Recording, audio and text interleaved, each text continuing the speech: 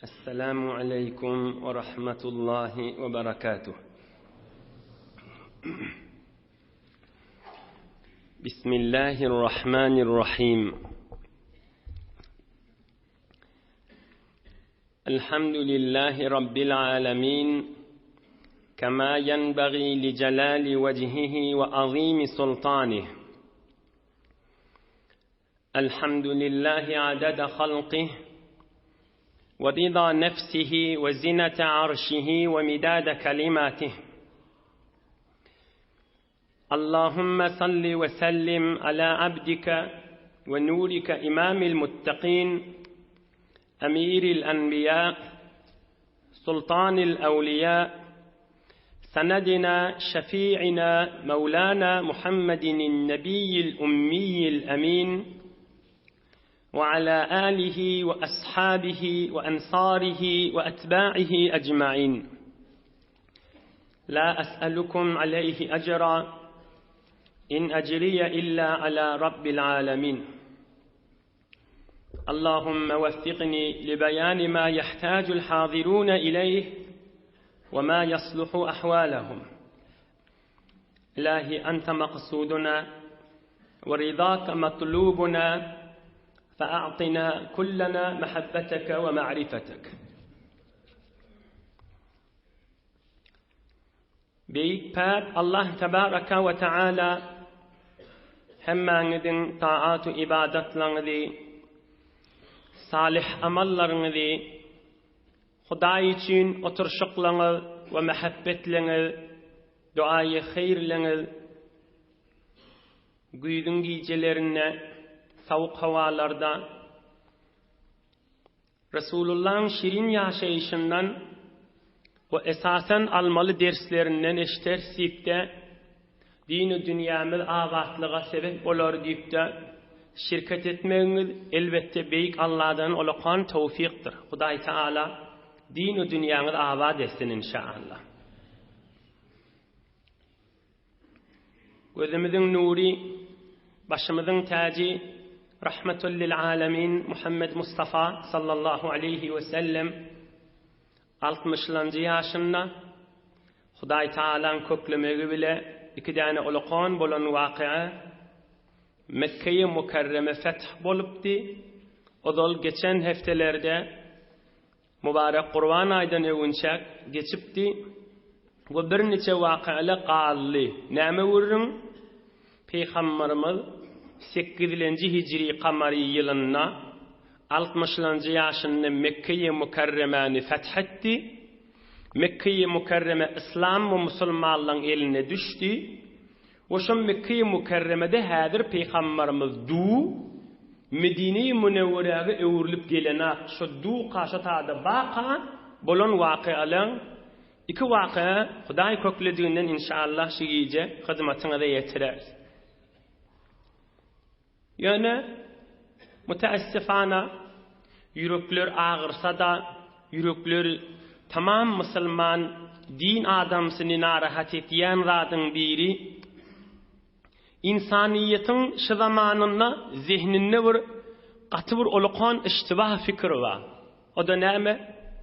Din diýerleri Kur'an ve Resulullah diýerleri ahirete degişli bir zat.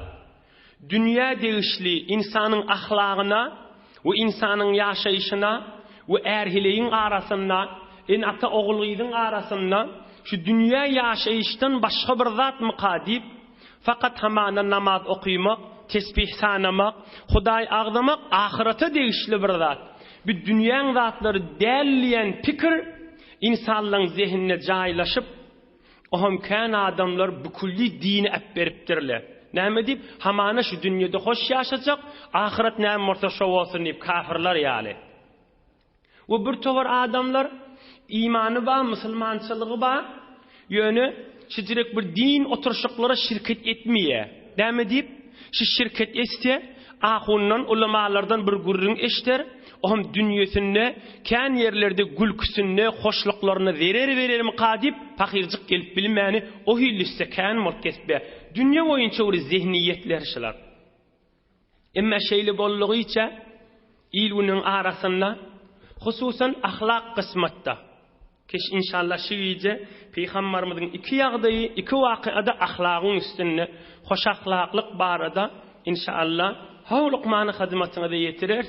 Emma insan dinden daş bolup, Resulullah'ın ýaşaýyşyndan bükulli daş bolup, Peygamberimizin ýaşaýyşlaryny eşitmäni, aslyn eşitmäni wagt goýmansaň, ilwiniň içinde hemmäňiz göz gulagyňyz bilen görüp eşitip otyňyz, kimiň öýünde mehabbet bar, kimde ahlak galypdyr.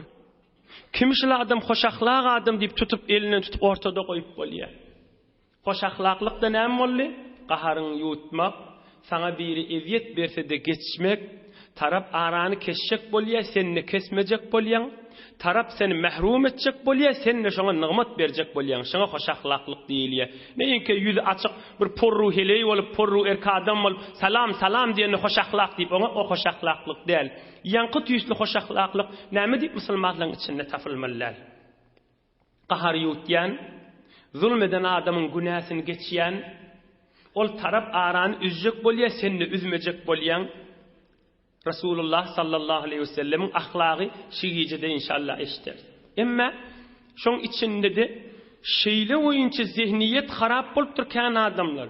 Şoň üstüne de görseň musulmanlar qyrypdy, öldüripdi, bitirdi ýüregi ýakýanda din ady bilen, Hudaý ady bilen, Peýgamber ady bilen, Kur'an ady bilen görseň öldürler bolupdy. Elbetde ahir zamanyň alamatlarydyr. Ahir zamanyň fitneleridir. O din tutýarlar şeýtip bäda diýip din tutýarlarydyr. Ulaqan bir zarbalar bolup öti, mutaassifana faqat hiç tatdal, faqat ağlamany göz ýaş gerek. Ahir zamanyň fitnesi diýip goýam Allah. Be her hal din ýerler bir nur, göreli din eýesi bolan şiice Allah köklediğinden rahmetul lil alamin, tamam peygamberlerin taji, tamam alim ve ulama, Hudayi evliyaların başı, tamam qarilerin ve Kur'an okuyanların başı, tamam Allah deyip Allah'ını zikretyanların başı, rahmetul lil alamin, Mekke'de dünya gelip Medine'de defin olan Allah'ın söyün ve en aziz mahluk Muhammed Resulullah sallallahu aleyhi ve sellemin iki tane ulukon vakıasından. Peygamberimiz Mekke'ye mukarreme feth bolanna İzhebu fe entumut tolaka dedi. Mekke'nin kafirleri hemmeniz azat dedi. Hiç haysiniz esir detçekka, zindan detçekka, öldürecekka adam dedi. Bir azim bir geçmek taş, ulukon bir afu, ulukon bir gözeş taşı hemmeniz azat dedi. Emma içinden bir neçe erkadam ve bir neçe zinanani sayladı, istisna etti. Ve näme dedi? Şol adamları her yerde görseňiz öldürün. Şol adamlar Ka'baň parçasından asılıp durallygyny agda görseňiz kesin kellesin diýipdir Peygamberimiz. Bir neçe erkadam ve bir neçe zinanalary iki adın tutup sanapdyr. Biri Hacet Mekka geçipdi, Abu Cehl'in oğludy ki soňra musulman boldy. Bir neçe adamy hemme kiş azat, emma bir neçe adamyň iki adyn tanapdyr. Şol adamlar Ka'baň düýbünde parçadan asılıp duran ne bolsa öldürün şol adamlar diýipdir Peygamberimiz aleyhissalatu vesselam. Şoň biri Ka'b ibn Zuhayr. Ka'b ibn Zuhayr kana ahaduş şuara, Arapların şahirlerining birimiş. Beter iç yakan şygyrly bilen Peygamberimizi yamallap, İslamiyet ve din ve Kur'an'ı yamallap goşgular goşýanmış. Mung dogany musulman bolupdyr. Ohm doganyň agyda yamallap goşgular goşýanmış. Kim? Ka'b ibn Zuhayr diýen adam. Kan bir ömür musulmanlar yamallap gelip Peygamberimiz yamallayan adam. Ondan süreyim Peygamberimiz geçen adamların içinde o yok diýipdir. Ka'b ibn Zuhayr'ı görseňiz öldürün diýipdir. Ol bir afet, zol bozgoklyk etjek adam ol diýipdir. Oham şikefi musulman dogany eşitip ýanky şahir kafir dogandan näme ýazypdyr. فكتب إليه أخوه المسلم أن رسول الله صلى الله عليه وسلم قد قتل رجالا فإن كانت لك في نفسك حاجة فاطر إلى رسول الله صلى الله عليه وسلم فإنه لا يقتل أحدا جاء تائبا. Ey doğanım diptir. Ay mena hadir birime yaşasım geliye diyen bolsaň basım gel peygamberin öz yanına tawbetde gelliktir. Şon peygamberimiz her kim men ýalňyşdym diýip gelse bolýa geçdim diýip aýdýar diptir. Sen ay hadir yaşasın gelýän bolsa gel, ýoksa seni öldürjekler her ýerde görseler dipdir. Her kim tawbetdim diýip gelse oňa da diýenak dipdir. Gel basymrak dipdir. Ol Ka'b diýen şahira habar barypdyr. Zaqat aleyhil ard. Yer şu giňligi bilen oňa dar bolup örtdir. Ölüm gözüne görünüp örtdir. Oturan yerine darıgy örtdir, ýygynany örtdir. Öz üýşüni örtdir. Duran yerini öz demi gysylyp örtdir. Aham peygamberimize gaşyn ogratdyr. Ýöne ol ogranny peygamberimiz Medine Munawwara ogran wagtymyşdy. Be her hal Peygamberimiz Aleyhissalatu vesselam'ın nurani şehri Medine-i Munawwaraga barypdyr. Inni tawba etjek, musulman boljak, göreýin ama ýagdaýla näme habar bolýar. Fanazala ala rajulin kanat beynehuma ma'rifa. Odol sahabalyň içinde bir taniýan adam sawamış, bir dosty warmış. Şoň ýanyna baryp öýünde düşüpdir. Aham şondan sorapdyr. Şu peygamberin yarlarının içinde yürüğü yuqu sahaba kim diptir? Qaharjan diýä bolsun, yürüğü eri waqt batan sahaba kim diptir? Onu ol aýdypdyr, Hazreti Abu Bakr Siddiq radiyallahu anh diptir. Beter yürüğü yuqu adam diptir. Beter eri waqt duran sahabaların bir diptir. Onna şoňa sata şeýli deslap şoň ýanyna barayly, we şonuň menen bile Rasulullah'ın ýanyna baraylypdyr. Ya Resulullah şunu öldüreyil diyecek nazar berýän adam bolmasın dipdir. Näme bir ömür İslam we Resulullah'a düşman adam daby. Bolýa dip Abu Bakr Siddiq'in ýanyna bar bile gidipdirle daň bile Peygamberimiziň mübarek mescidine, Mescid-i Nebewiýe. Aham Peygamberimiziň mescidine girip ýanyna Abu Bakr Siddiq ol şahir kafir aýdypdyr. Hada Rasulullah sallallahu aleyhi ve sellem فقم إليه واستأمنه. Barda edep bilen ýanyna barda maňa zat diýmeseň men tawba etdim, men öldürmeseň maňa emniýetlik berseň gowy boljak diýip dile diýipdir, ejada berer saňa diýipdir. Aham bolýar diýipdir. Ýuwa şahsdan edep bilen baryp oturypdyr. Peygamberimiz o şahiri odal görmänlerde tanymaýanmışdy. Aham baryp şol ala qaranqara hawa ýaqtalyp barýan wagt namazdan soňmuş Peygamberimiziň mübarek öwünde oturup elinin tutup iki elini şeýle ýapşyryp tutupdyr. Aham aýdypdyr: "Ya Rasulullah, inna Ka'b ibn Zuhayr qad ja'aka yasta'minuka ta'iban musliman, fahal anta qabilun min in ana ji'tuka bih?" Ya Rasulullah, Ka'b ibn Zuhayr diýen hewre şahir wa şol geldi sen ýanyňa tawba edip, şonu men sen ýanyňa getirsem diýipdir özü. Şonu sen ýanyňa getirsem diýipdir, şoň tawbasyny kabul etjekmi sen diýipdir. Peygamberimiz kütkürmänlerde, durumhanlarda qala sallallahu aleyhi ve sellem naam diýipdir. Hawa diýipdir, tawba edip gelse, tamam ýamanlyklary, tamam düşmançyklary hemmesi hiç gelsin gafa diýipdir. Getiraga diýipdir. فقال أنا يا رسول الله كعب بن الزهير من أذم شو ديبتر. أهم كلمة شهادة أيدبتر أشهد أن لا إله إلا الله وأشهد أن محمدا عبده ورسوله أيدب شاهير هذا مولانسان أهم قشوش معنا دربتر شو هذا قشو أقي معنا دربتر. قيس رجعن هذا جن أقيين شن سنور قررن. وقال كل صديق كنت آمله لا ألهينك إني عنك مشغول فقلت خلي سبيلي لا أبا لكم فكل ما قدر الرحمن مفعول كل ابن أنثى وإن طالت سلامته يوما على آلة حدباء محمول أنبئت أن رسول الله أوعدني والعفو عند رسول الله مأمول إن الرسول لنور يستضاء به. أم قشو قيمة ندربتر Hemme dostlarım menden ayrılıştı deyip. Son bir kafir yoldaşlar Müslüman ayrılışıptır. Hemmesi menden bidar deydiler yoldaşlarım. O yoldaşlarım bana ayttılar, seni öldürörle deydiler. Men ayttım, bana da bir yol açın. O perikim bir gün ölür. Emmen bana yol açın, men Resulullah bir barayın deydim. Şu koşkısının içinde diyedi. Doğru Resulullah meni öldürün deyip aytti. Emmen men Resulullah'dan umidim ma meni öldürmez deyip. Koşkısının manası. Aham ahirrağına da aydıptır. İnner Rasule ne nurun yustada'u bih. Şu koşkısının içinde aydıptır. Bir Resulullah bir çıradır. Müminin adam yolunu tanıyor. Dünya ahiretini tanıyor deyip koşkaytıp bariyaka Resulullah'dan hoş olup.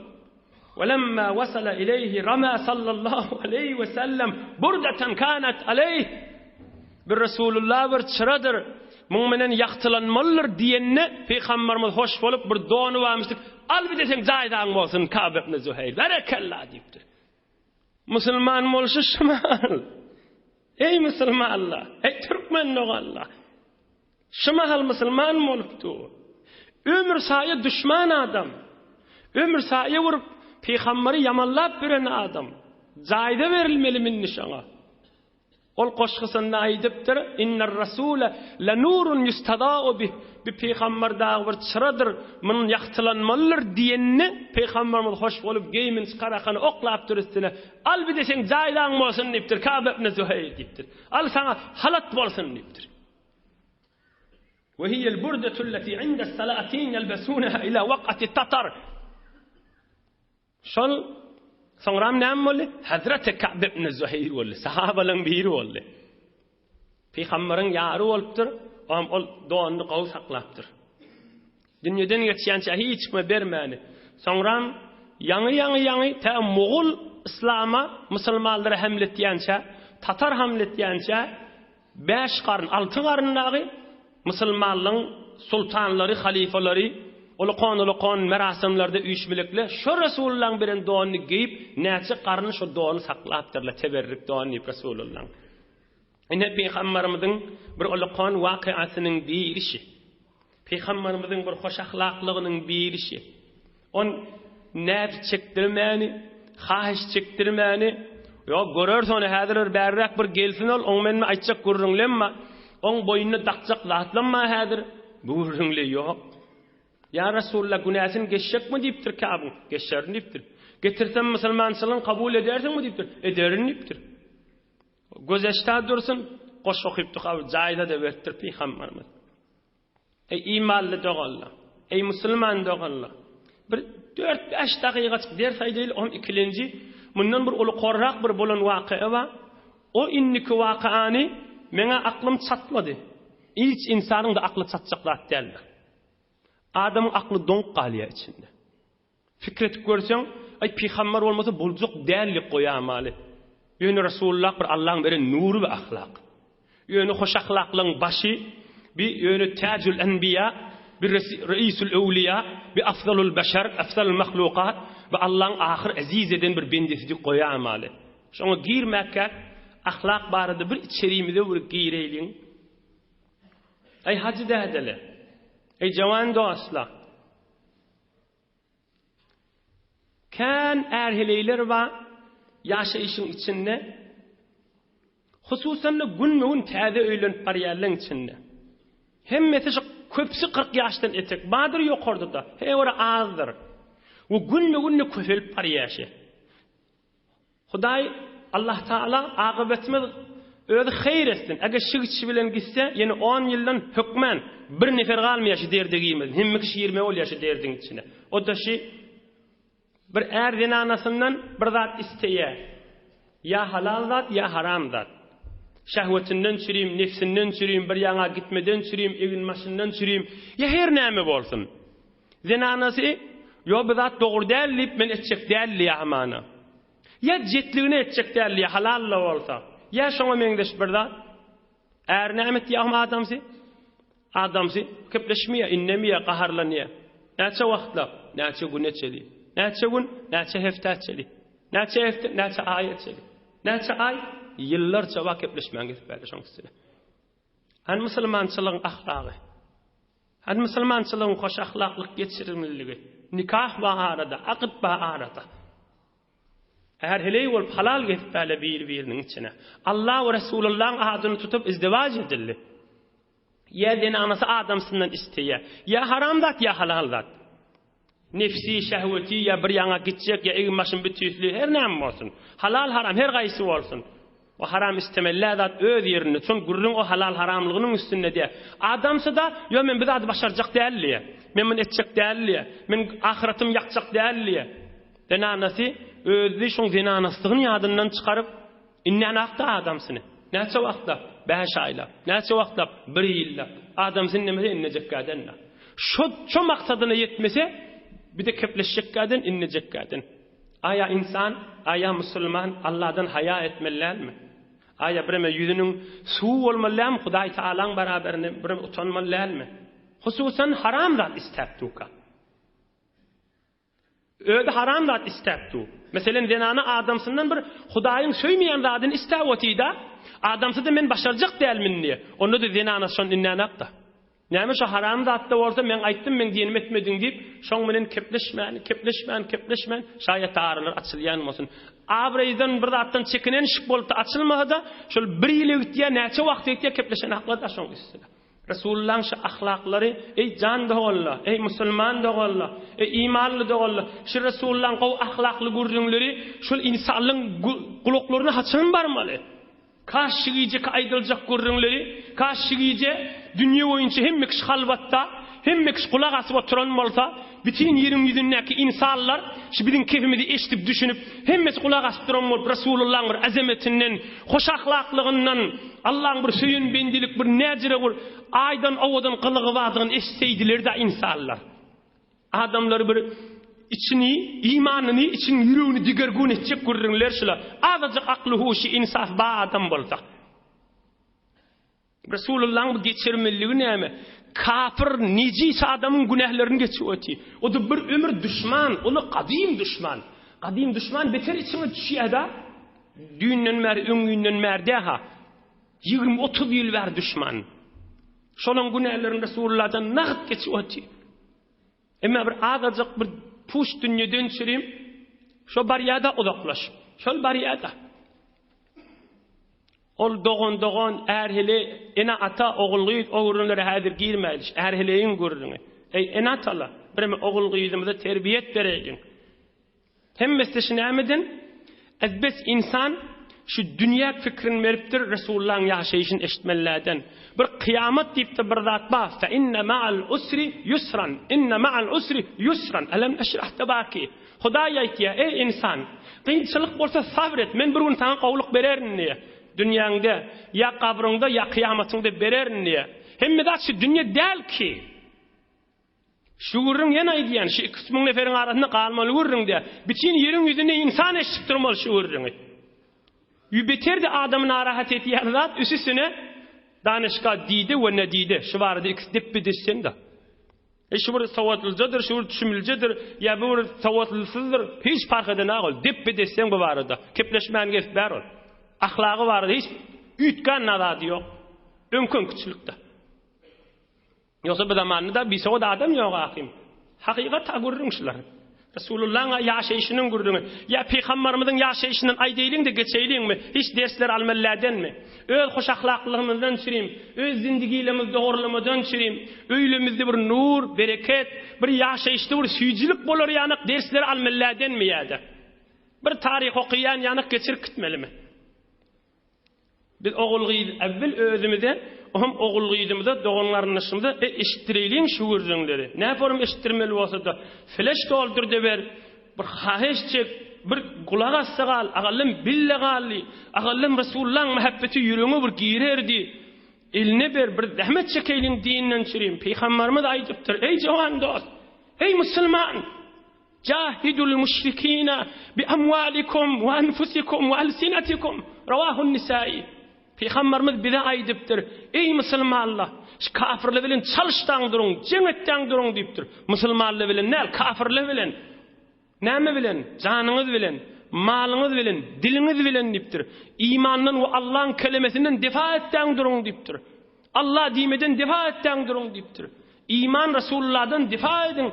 İslam ve İslamiyetten difa etten durun deyiptir. Zahmet çekin, cihad edin deyiptir. Dostuna soğuk verecek değil mi? Ulemalın gurrunlarından, qariyle gurrun. Aslında şu gurrunlar Resulullah'ın yaşayışını.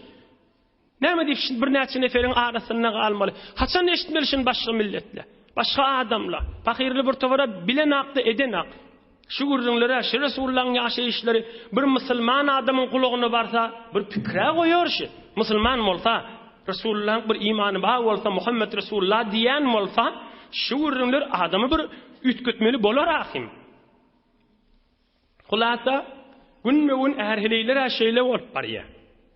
Toyuna bir hafta geçenak, bir ay geçenak, 2 ay geçenak, derro bir zat isteye, erinin yaheleyinin, şu fikrini bir zatla varmıştık, bolmana falan da etti, o da yomun başaracak diye, şondan vuruş başlıyor. Hatsana çeli, ya ayrışyança, ya ölüyança.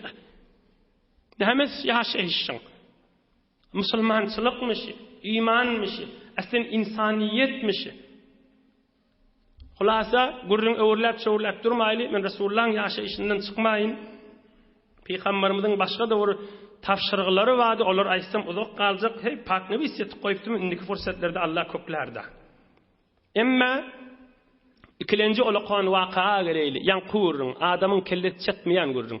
Aslında kelläň çekmeýär şu gurrun, inni kaýdyljak gurrun. Kim? Safwan ibn Umayya. Kim?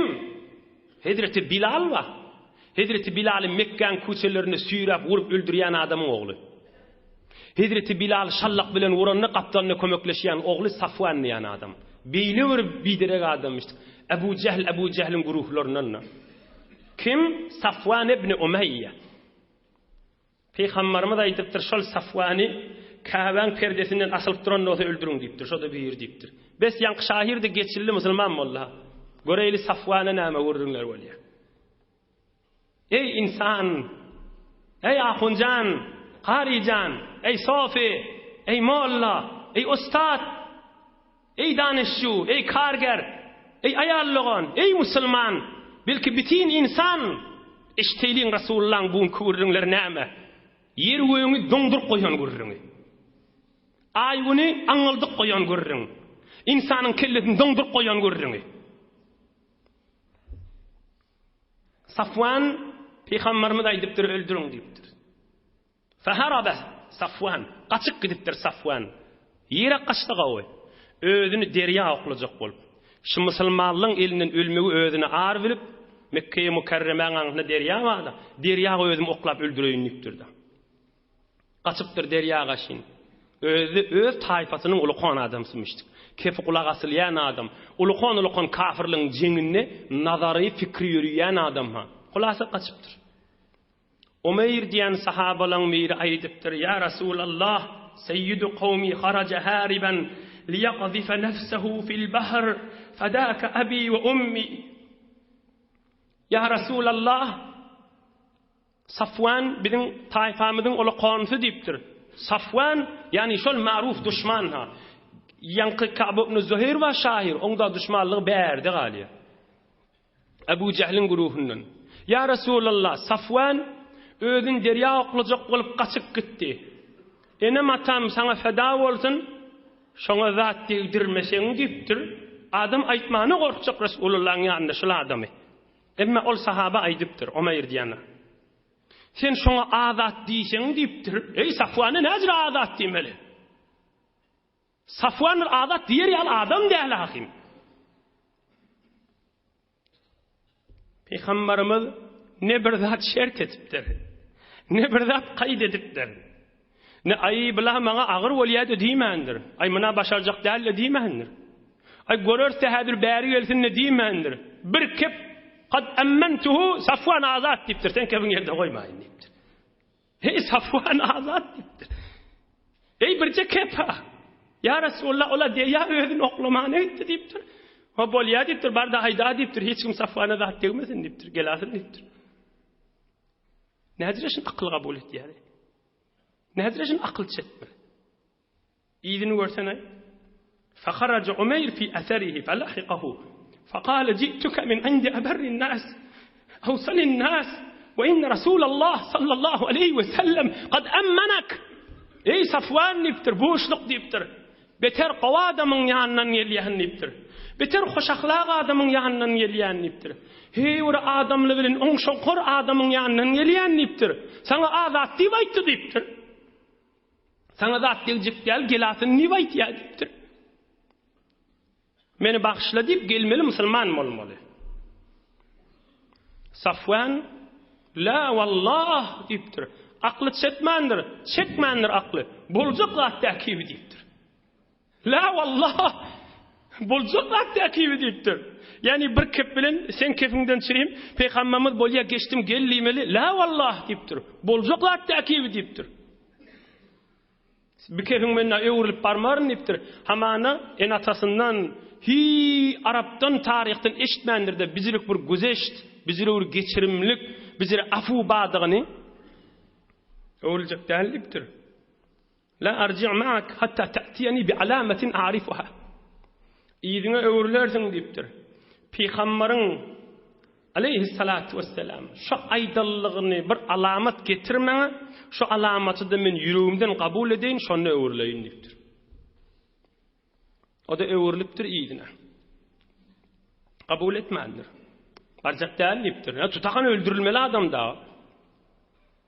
فرجع عمير إلى رسول الله صلى الله عليه وسلم فقال يا رسول الله جئت صفوان هاربا يريد أن يقتل نفسه فأخبرته بما أمنته. Ya Resulallah, Safwan'ı bar taptım tuttum. Aham ayttım sen günahını geçecekliğini. Ve sen bolya Safwan adat geliversin zat diyecek dälliyenin de ayttım. Emme ol öwrüljek dälliydi. Bir alamat maňa getir, şol peýgamberiň özünden şu kefi eşitildiğine maňa bir delil getir, aham öwrüleýin diýip aýtdy. Näme maslahat ya Resulullah diýipdir. Bitin insan Resulullah'dan başga bolsa bir adam nämedir? Hususan şu zamanyň adamlary bolasyn. Näme diýer? Aýdyň öz aklyňyz bilen. Öz düşmüňiz bilen aýdyň. Gelmese aňyrak diýiler. Bir kafir adamyň näzini çekmelimi? Bir necis adamın näzini çekmeli bollukmy diýilmezmi? Näme ona haýyş çekmeli bollukmy diýer? Gelmese aňraksin, azaliýeten bolmaly diýmersmi? Qawa adamda bolsa şu kefaýdyr. Ha, geljekkä diýen bolýa, bize aýtdyk diýerdi. Näme diýmeli mundan başga? Ulqan adam iýber tubar geçdim diýýoti, gelsin diýýoti. Ha, azaliýa elipdir da gelmejek bolsa, aýdyljak kefaşa. Emma peýgamberimiz bir kefaýdypdir. Yerwen oňa doňa oturmaly bolýar. Ol tarih kitaplarda günnene odan ýalpylap dual görüň. Peýgamberimiz näme dipdir? Selletini bozup, "Huz amamati." Al men sellama kitde şoňa kököz diýipdir. Şu menki digini bilýänler diýipdir. Şunu görse öwrülük geler diýipdir. Selletini çykatdyrdyr eline. Akida başyn diýipdir. Nädir akıl kabul edýär şunu? Selletini çykatdyr köwürdir poz. Akit şunu beraga diýipdir. Kimde? Häzir musulman bolmadyk Ebu Cehil beraber Safwan'ı haýyş çekýän ýana zat berweti başon getirdi. Mübarek sellesi ha. Ey taç berweti ha. Peýgamberiň tacı da Resulullah'ın sellesi de. Resulullah'dan ýörünçe selle varmış kellesinde. Har getirýärik şu elindäki bir zady ber akit çoňa diýmendir. Al şu kılıcı akit diýmendir ha. Al bir nama ýazyň diýmendir ha. Huz amamati. Mekke'yi Mükerreme girenne mübarek kellesinde qara selle varmışdyk. Şon podip ýeberapdyr, bar şon akit diýipdir. Sallallahu aleyhi ve sellem. Näzir şun akıl kabul etmeli. Aklyňa çekýär hem şu görüňe çekmeli hiç wagtda. Baş bolup oturmaly. Baş bolup oturmaly, Mekke'de feth bolup oturmaly. 100 nefer, 2 nefer, 5 nefer iý berip kellesini getirin diýämal ha. O da kim? Ebu Cehle beraber Safwan ibn Umeyye. Dädeti Hazreti Bilal'ı uryan adam ha. Şoň düşmanlykda adam içinde galman onu öldürmäli. Emma akit diýipdir. Barda aýt şoňa da diýipdir. Razi bolup musulman bolsa bolar diýipdir. Bir wagt bolmasa da 2 aýlap azat goýjak. Goý pikir etip gelsin, men ýanymda gedibersin diýipdir. Bir de üstüne. Razi bolup musulman bolsa bolar diýipdir. Ve illa usayyiruhu şahrayn 2 aýlap men ýanymda gedibersin, goý görsün şu zatlar diýipdir. Pikir edip gedibersin ýanymda. İslamiýetiň azamatyny görsün diýipdir. Goreyli izinden bolan waqyana amurtdur. Fakharaja Umayr fi talabihi marratan ukhra hatta jaa bil amamati şerife. Aham Umayr yine izinden gittir. Tapıp arttır. Safwani. Ya Aba Wahab, beter qawa adamın yanından gelýänipdir. Beter mihriban adamın yanından gelýänipdir. Beter oňşoňkar adamın yanından gelýänipdir. Adamlaň halim, adamlaň gowsunyň yanından gelýänipdir. Majduhu majduka, izzuhu izzuka, mulkuhu mulkuka, ibnu ummika wa abika. Ey Safwan nipdir. Şol Muhammed peygamber ulu bolsa sen ulularyň da gaptandan nipdir. Sen kiçelýäňme gerdipdir.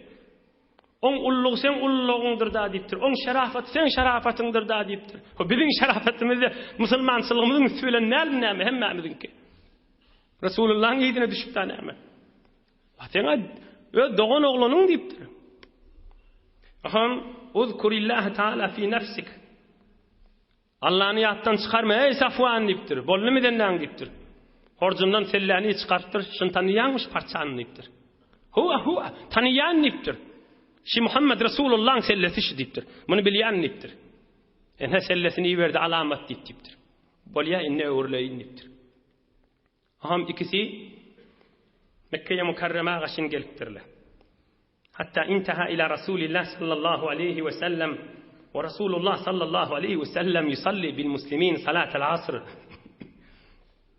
Gelellerine Peygamberimiz ikindi namaz okuyup imam bolupdurmuşdy sahabalarga öwünde. Aham Safwan aýdypdyr: "Kam tusalluna fil yawmi wal layla?" Bir gece ünide näçe namaz okuýaňyz? Ama Umayr aýdypdyr 5 wagt namaz okuýar. Hamşy Muhammed özi imam bolýarmy aleyhissalatu vesselam. Hawa özi imam bolýardypdyr. İşte salam berer, aham gurruna ders dipdir. Aham Peygamberimiz salam beripdir, aham Safwan duran yerine qygyrypdyr. Ya Muhammed sallallahu aleyhi ve sellem. İnne Umayran ja'ani bi burdika ve za'ama annaka da'awtani ila al-qudumi alayka fa in raditu amran ve illa sayyartani shahrayn. Şi Umayr geldi maňa sen sellaň bilen parça bilen geldi. Ve aydiya musulman bolsaň bolarsyň, bolmasaň 2 aylap ijade berýän gediwe diýip aydiya. Şunmyşyň aydiýan kefi diýipdir. Qala sallallahu aleyhi ve sellem inzil Aba Wahab. Ey Safwan düş gel barik diýipdir. Safwan aýdypdyr, ýok diýipdir. Maňa açykla, hawa men şey diýdim diýip aýt, aham düşeýin diýipdir. Peygamberimiz näme diýipdir? Bel tusayyir 4 ashhur.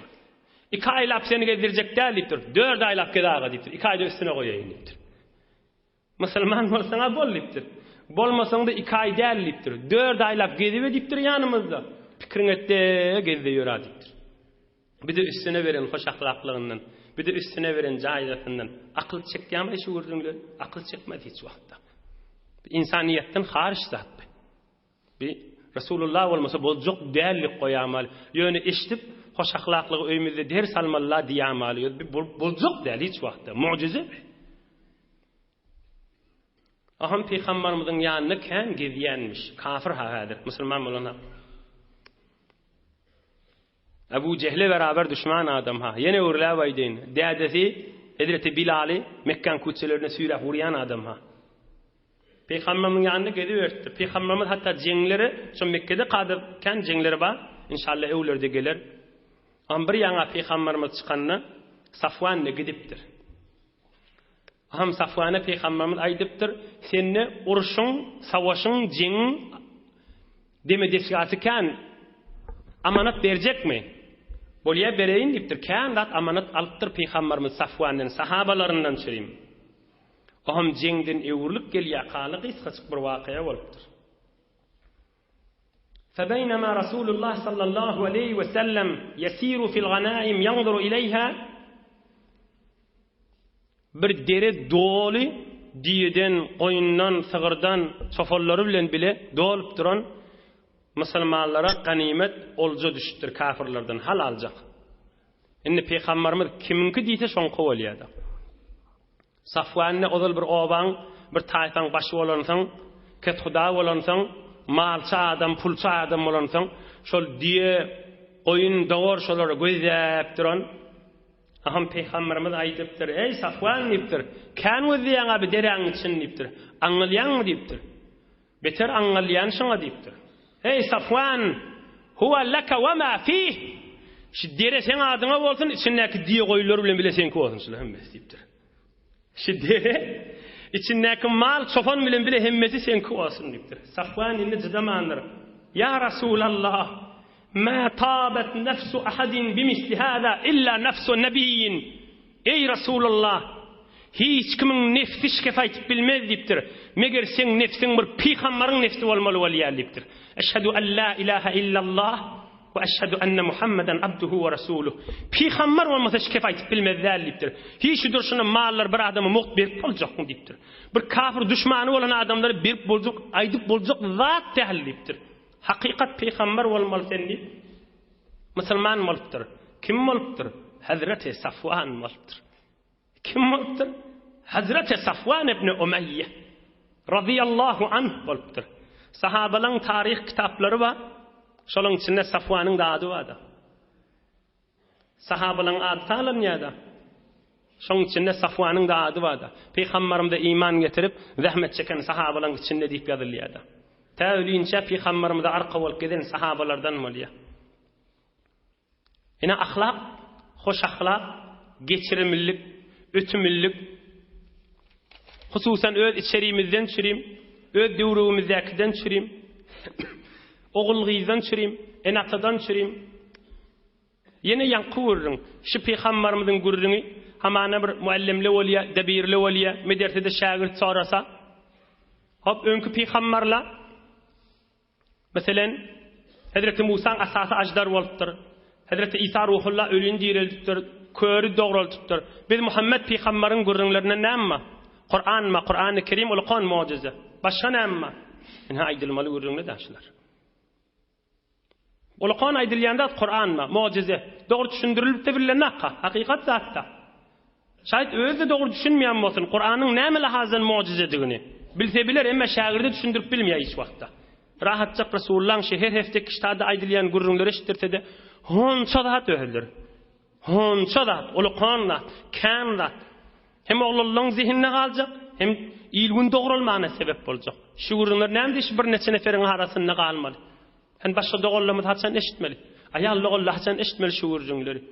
Münden milyondan musulmanlar var haçan eşitmeli şu gurrunları. Neyme deyip kalmalı. İçindeki almalı dersleri haçan yayramalı. Yan kıvırın ey musulman dost. Döwrüň özleme, özüňden çürüýmeş. Peygamberimiz aýdypdyr, jihad edin diýipdir. Nämenen? Malyňyz bilen diýipdir. Malyň bilen ýaýrat. Musulman doganyňa sowgat berýän dämi? Ya öýlemizi bija sowgatlar, ogul qiýip, tamza, sadakalarda bija sowgatlar bolýar dämi? Bir flash doldurdy bir. Fakat Resulullah'ın ýaşaýyşyndan bolsun. Nagat olakan hyzmat dininden çürüýüm. Aýt eşitdi galdy. Bugat musafirete gitýän, ýa maşynyň içinde aňyk bäri gitýän ýolda eşitdi. Peygamberimiz aýdypdyr, malyňyz bilen jihad edin, janyňyz bilen jihad edin. Şu oturuşyňyz janyňyz bilen jihad etmek, gelip şirket etmeli. Nuruň etegine girmeli. Ferişteleň we Allah'ın nuru dökülüp duran meclisiň etegine durmaly. Wagtyň sarf etmeli, pikriň sarf etmeli, nazaryny kelläňe agyrtmaly. İslamiyet, Resulullah'ın ýaşaýyşy, ilgünimiň arasynda näjire ýaýratyp bolarkam diýip wagt goýmaly, pikir goýmaly, kelläňe agyrtmaly bireme. 24 sagatyň 23 sagaty dünýeden çürüýüm dämi? 1 sagat Resulullah'dan çürüýüm goýulmalymy? Güne 1 sagat däl, heftede 1 sagat goýulsa da ilgünimiz ay bolup gitjek bu mahalletçilik. Kän zindigiler doguraljak. Doguralmarmy şu gurrunly biziň öýlemimiň içine girse? Öýümüz nurdan doljak ki bu gurrunly är hili en ataň arasynda bu gurrunly bolsa. Beter adam narahat etýän zatda gurrun agdalmaka, yo bu zatlar özüm bilýän, yo bu zatlar özüm eşitdim. Bilýän zat ýok, eşiten zat ýok. Haçan eşitdir şu gurrunlar? Ýerden eşitdir. Ýerden bilipdir şu gurrunlar. Näme diýip allamaly? Peygamberimiz aýdypdyr, malyňyz bilen jihad edin kafirler bilen. Janyňyz bilen jihad, diliňiz bilen de jihad edin. Düşündirip bilýän adamy düşündirip aýtmaly şu gurrunlar. Oturşyklarda aýtmaly. Bija hiç upuç gurrunlar bolup durandan bu kudret gurrunlar, näme Resulullah'ın gurrunlar. Bu uzak giýjelerde, bir kışın giýjeler, güýdüň giýjeleri, sagat 1 saat bäri otyp, häzir 8 bolanak sagat. Başga giýjeler näjire geçirmeli? Haçan çeli filmlerin öwlerini, ya bidirek hiç upuç gurrunlaryň öwlerine geçmeli. Yine ideyen biz bir neçe neferin arasında kalmalı gurrun değil ki. Kaç şu gurrunları şu Resulullah'ın gurrunun şiici dünya boyunca adamlar kulak asıp oturan olsa şu gurrunları düşünüp eşitseler de. Kafirlan bir tovar işte Müslüman ne olur şu gurrunları eşitse. Kaptanlar asılcan bolmanı, mızahım bolmanı eşitse var şu gurrunu. Müslüman ne olur? Hükmen Müslüman olur. Kaptanlar bir mızahım olmasa imana girer şu gurrunu gavuz etip eşitse. Salim aklı bilen eşitse otursa.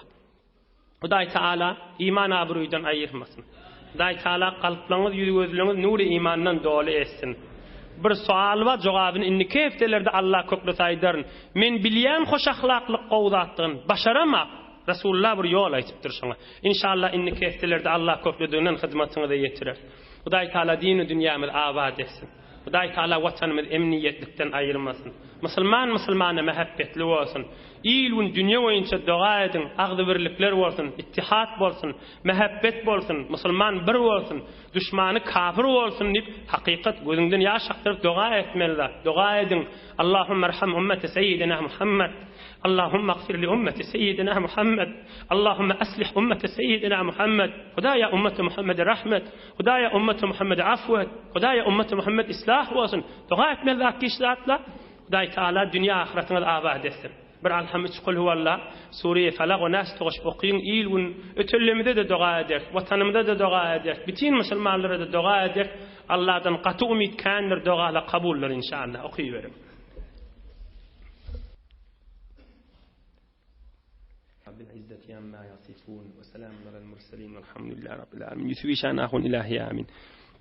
Maridimiz ve müşkilimiz var deyiptirler. İhlas bilen dua hemmemiz ihlas bilen amin diyor. İlahi amin. Huday parahatçılık emniyetlikten ayırmasın. İlahi amin. Hatımları var deyiptirler. Peygamberimize, ehli beytine, sahabalara, hulefai raşidine, evliya imamlara bahşetmeli deyiptirler. Amin can Huday. Kabuller inşallah. Amin can Huday. Ötürlemizin ruhu şahit olsun. Amin can Huday. Amin can Huday. İlahi amin. Şerlerde mehabbet yürüsün. Öylerde bereket. Vatan emniyet, parahatçılık, mescid medreselerimiz yürüyüp dursun. Din bernamıyla yürüyüp dursun. Ümmete Muhammed'e rahmet. Ümmete Muhammed'e mağfiret. Aleyhissalatu vesselam. İlahi amin. İlahi amin. Amin ya ilahel alemin. Amin ya mucibet da'avat. Amin ya erhamer rahimin. Birahmetke ya erhamer rahimin. Maşallah. Yoldaşlarınızı yadınızdan çıkarmayın. Barakallah.